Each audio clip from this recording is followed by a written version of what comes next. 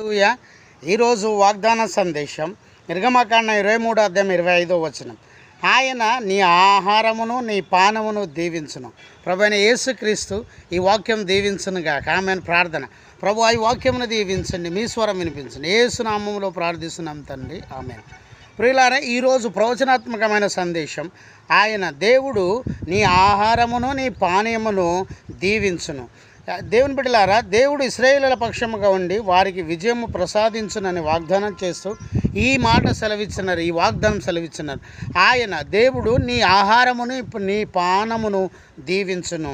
ఆమేన్. దేవుడు నిన్ను దీవించాలంటే ఏం చేయాలి? మొదటిగా లోపలికి వచ్చు రక్షణ అనుభవం కలిగి ఉండాలి. ద్వితీయోపదేశకాండం 28:6 యోహాను సువార్త 10:9.